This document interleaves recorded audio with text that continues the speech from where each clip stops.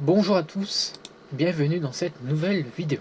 Alors aujourd'hui on se retrouve dans une vidéo un peu spéciale, puisqu'aujourd'hui en fait je vais vous présenter un site qui s'appelle linuxshop.fr. Donc linuxshop.fr, donc c'est un site qui va vous permettre d'acheter ou de monter de configurer une unité de centrale sur mesure en y choisissant une distribution Linux. Donc ça sera un ordinateur préinstallé Linux. Alors si vous posez la question, est-ce qu'il y a des constructeurs qui, qui, euh, qui construisent des ordinateurs ou qui assemblent des ordinateurs et qui préinstallent Linux dedans? Oui, ça existe. Et c'est même une bonne solution pour les débutants. Alors, certaines personnes se demandent, certaines personnes qui connaissent, qui sont depuis quelques années sur Linux, se demandent bien pourquoi acheter en fait une machine préinstallée Linux. Alors, il faut savoir qu'il y a plusieurs avantages à ça. Donc le premier avantage, c'est pour les débutants, hein, bien entendu, c'est qu'ils n'auront pas besoin de faire l'installation, la configuration des composants, des périphériques. Tout sera déjà fonctionnel lorsque leur ordinateur arrivera monté.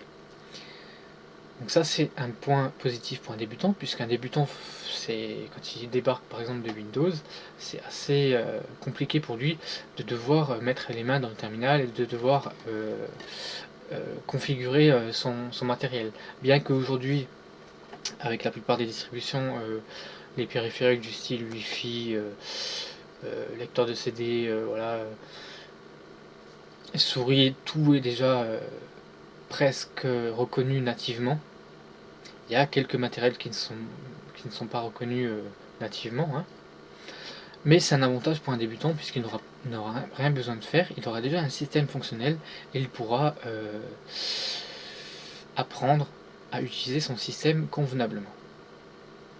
Donc après, c'est vrai que ça n'a aucun intérêt pour quelqu'un qui connaît déjà Linux, qui est déjà à l'aise avec Linux, qui sait comment l'installer, qui sait comment configurer sa machine.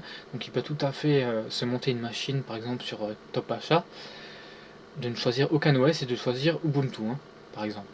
Donc d'installer sa distribution favorite. Mais donc aujourd'hui, le thème c'est comment acheter ou monter en fait sa propre configuration en ayant Linux de préinstallé. Alors, moi j'ai choisi Linux Shop parce que c'est celui-ci qui m'a le plus, comment dire, il m'a le plus marqué, parce que le design est assez simple, assez sobre, il est bien choisi.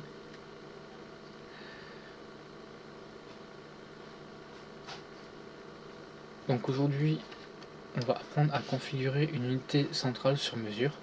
Donc il faut savoir qu'il y a aussi des PC portables, hein, qui sont préinstallés Linux. Donc on va faire un tour juste pour voir un peu ce qui se passe. Alors là, on a des ordinateurs portables. Donc c'est un LSHPE, voilà, blablabla. Donc il est à 350 €. Donc c'est un Intel Core i5, un, un i5 à 520M. C'est un dual core à 2,90 GHz. Donc le chipset intégré, c'est une Intel HD graphique, une mémoire vive de 4 Go et un disque dur de 250 Go. Donc à savoir qu'un Core i5 est largement suffisant. Cette config conviendra à la plupart des personnes. Si de toute façon sur Linux, il est assez compliqué en fait de faire des jeux. Ouais, c'est assez compliqué de faire des jeux sur Linux.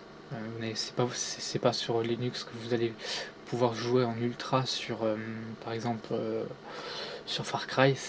Moi j'ai essayé avec certains jeux, ça fonctionne pas. Avec Win, c'est assez encore mal, c'est encore mal supporté. Donc c'est dommage, mais bon, c'est comme ça. Donc après les prix, hein, ça, c'est en fonction de votre budget, hein. Donc là c'est un Celeron. Moi j'aime pas trop les Celeron parce que c'est pas autant performant que les i5. Donc là le prix pour celui-ci est beaucoup plus abordable. Donc le LSHP, pardon. Donc là le LSHP c'est un 14 pouces. Alors que là c'est un 15 pouces, c'est un 14, un 15, voilà. Voilà, après c'est à vous de voir ce que vous voulez faire. Donc par exemple un 15 pouces, un 17 pouces, on va voir dans les 15 pouces quelle config PC portable il y a. Donc il y a du Celeron, il y a donc c'est du Lenovo, donc là c'est un Core i5, donc là ça monte vraiment dans les... ça monte un peu plus haut, hein, c'est un dual core. Donc c'est relativement... je trouve que c'est relativement cher pour un ordi. Donc après voilà, il faut bien qu'ils aient de la marge. Hein. Nous on va s'intéresser à l'unité... Pardon, j'arrive plus à parler, c'est super. À l'unité centrale sur mesure. Alors, donc là vous avez le choix entre un Pentium G44, donc 4400.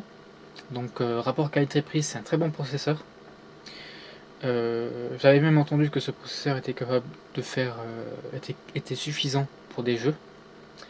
Sauf que vous n'allez pas pouvoir jouer en ultra, hein, vous n'allez pas pouvoir pousser à bout, hein, mais c'est suffisant.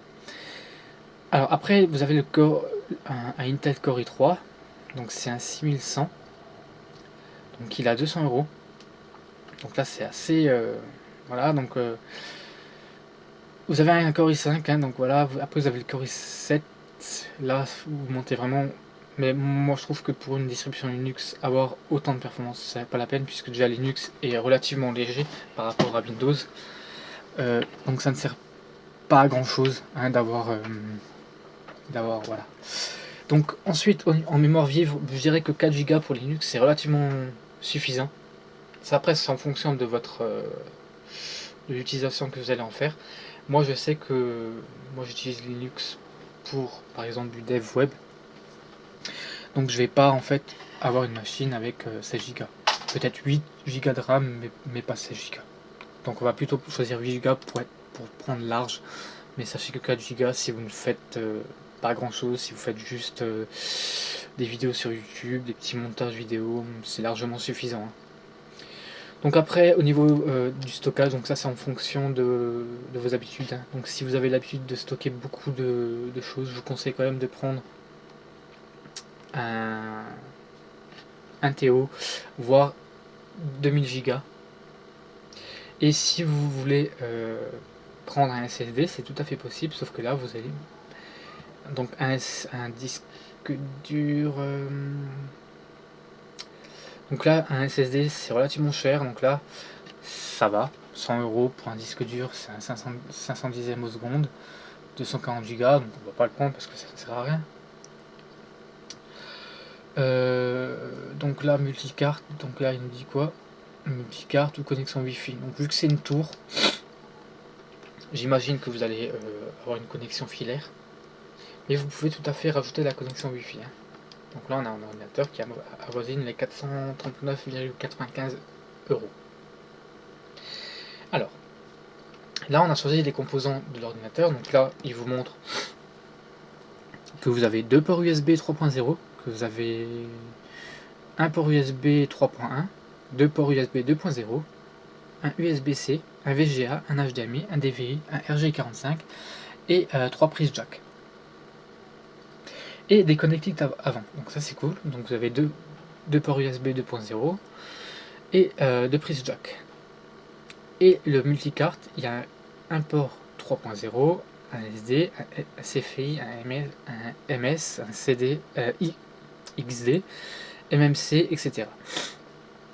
Donc la carte Wi-Fi c'est une double antenne, donc c'est standard. Hein. Donc là il nous dit que Linux est conçu de telle façon à ce qu'il est incroyable difficile pour un... Donc c'est difficilement vulnérable pour un virus. C'est-à-dire que Linux, en termes de sécurité, est bien au-delà de ce que l'on connaît sur Windows. Donc vous n'avez pas vraiment, franchement besoin d'avoir un antivirus, ce n'est pas nécessaire, ça existe, j'en ai déjà entendu parler, mais ce n'est pas franchement nécessaire. Pourquoi? Tout simplement parce que sur Linux, les fichiers système, les fichiers importants du système sont protégés par un utilisateur qui s'appelle root. Root en fait c'est l'administrateur. Donc si vous voulez, vous avez root qui est en fait le super utilisateur de la machine, et vous avez vous. Donc il y a deux comptes à chaque fois sur l'ordinateur. Je sais que sur Ubuntu par exemple, le compte, le compte utilisateur, donc, qui est moi par exemple, je peux en fait utiliser des commandes administrateurs en tapant une certaine commande. Donc ça on verra dans une prochaine vidéo hein, comment faire. Donc ne vous inquiétez pas, hein, on verra ça dans une autre vidéo. Et donc là il vous dit comme quoi que vous avez un cloud de 50 Go gratuitement. Donc 3 fois sans frais et donc c'est livraison express. Et donc les distributions supportées, donc il y a du Debian, d'Ubuntu. Donc c'est du Mandriva ça je crois, attendez je vais voir.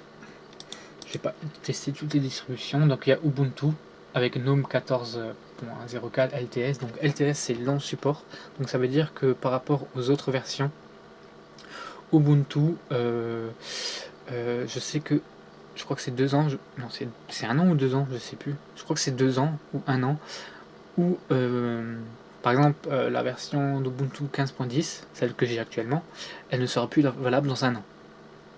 Je crois que c'est un truc comme ça. Alors que la version LTS, elle sera encore valable, je crois que c'est 5 ans, je crois. Donc il y a l'Ubuntu, donc après c'est des variantes d'Ubuntu, je vous laisse regarder sur Google c'est quoi les différences. Donc, ensuite il y a Debian, donc c'est Jay-Z, donc il y a Linux Mint, il y a Fedora, il y a OpenSUSE et aucun système. Donc après aucun système, là, c'est si vous voulez par exemple installer la distribution que vous avez envie d'installer. Mais là nous on va utiliser Ubuntu en version 14.04.3 en LTS. On va utiliser Xubuntu, pardon, parce que c'est beaucoup mieux. Ensuite, vous faites ajouter au panier, hein, et vous commandez. Voilà. C'est relativement simple, donc après, je vais pas le faire puisque moi j'ai déjà ma machine et je ne compte pas la changer tout de suite. J'ai juste l'upgrade, c'est tout. Donc voilà, donc vous voyez que monter sa machine avec un Linux préinstallé, c'est tout à fait possible. Et franchement, pour 439 €, je veux dire qu'on a une assez bonne machine pour une utilisation quotidienne. Donc, ce qui ne comprend pas les jeux, etc. Par contre, je ne sais pas, j'ai pas vu ce que c'était la carte mère. Donc après, si vous voulez savoir si vous pouvez upgrade ce processeur, vous cherchez sur Google son socket. Donc on va aller sur LDLC. Donc rapport qualité-prix, c'est un très bon processeur, hein. Donc là vous voyez qu'il est moins cher que là. C'est un peu... ouais. Ouais, c'est un peu chiant. Bah, il est un peu moins cher, mais bon, c'est pas grave. C'est pas grave. Alors... donc là, il nous dit que c'est des performances abordables, hein, c'est tout à fait compréhensible. Donc c'est du 3,3 GHz. Et... c'est quoi les sockets?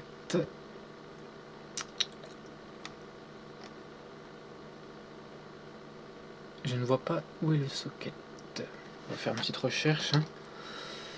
Socket. Ouf. Je sais pas s'il a... il dit pas que c'est quoi le socket. Moi il ne dit pas.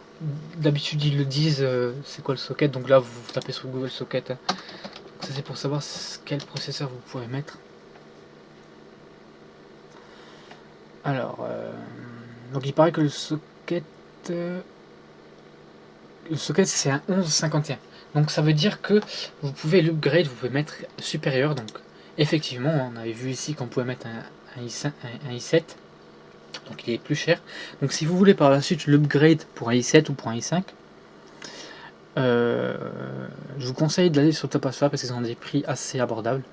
Donc vous commandez votre processeur et vous l'installez, hein. Donc ça après je vous laisse regarder sur Google comment faire pour installer un processeur. C'est pas très compliqué. Il y a des petites instructions à respecter et puis ça marche tout seul quoi. Voilà, donc là on va maintenant regarder, parce qu'il y a un truc qui est important, ce que j'ai vu là, c'est DVD et clé USB Linux. Donc ça c'est une chose intéressante. Donc moi je ne prends plus de DVD pour la simple et bonne raison que les DVD, voilà, ça commence à... préfère utiliser une clé USB. Donc moi j'ai une clé USB où j'ai par exemple mon Linux dessus. Donc là vous avez une clé en plusieurs clés que vous pouvez acheter, donc c'est du 16 Go. Donc vous pouvez prendre la version 15.10 en 64 bits ou en 32 bits. Donc je vous conseille quand même, vu que le processeur que vous allez prendre ici c'est généralement du 64 bits, de prendre du 64 bits. Et donc vous achetez votre DVD et voilà. Donc vous n'avez pas de licence à payer ou quoi que ce soit. Donc là il y a plusieurs trucs, il y a Ubuntu, il y a Linux Mint, il y a Debian, il y a Elementary OS, il y a Arch Linux, il y a Fedora, il y a Kali Linux qui est destiné plus à un public professionnel, je dirais, professionnel de la sécurité informatique. Il y a OpenSUSE, il y a CentOS, il y a Live Linux, Magel. Je connais pas, je connais pas, je connais pas, je connais pas, je connais. Voilà. Donc voilà, donc cette vidéo touche à sa fin. Donc moi je vous retrouve très bientôt pour une nouvelle vidéo. Et dans cette vidéo en fait on verra comment les commandes de base de Linux. Donc voilà, donc moi je vous retrouve très bientôt pour une prochaine vidéo. Salut tout le monde!